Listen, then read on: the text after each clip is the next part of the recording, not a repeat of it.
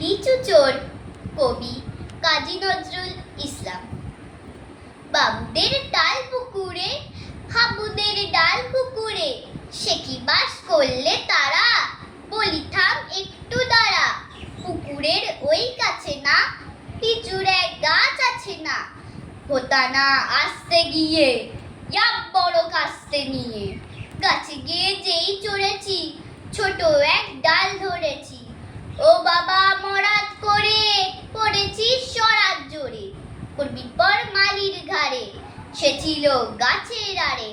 বেটা ভাই বড় নচ্ছার, দুমাদুম গোটা দুচ্ছার, দিলে খুব কিলো ঘুষি, একদম জোরসে ঠুসি। আমিও বাগিয়ে থাপড়, দে হাওয়া চাগিয়ে কাপড়।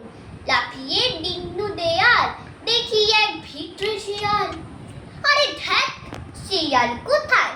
ডেলোটা দাঁড়িয়ে হোতা, দেখে যে আটকে ওঠা, কুকুরও ঝুললো ছোটা। আমি কই কম্ব কাবার, কুকুরেই করবে সাবার। বাবা গো মা গো বলে পাচিরের ফোকর গোলে, ঢুকি গে বুঝদের ঘরে, যেন প্রাণ আসলো ধরে। যাব ফের কানমলি ভাই, চুরিতে আর যদি যায়, তবে মন না আমি নিচা, কুকুরের চামড়া খিচা। সে কি ভাই যায় রে ভোলা, মালির ওই পিটনি গুলা।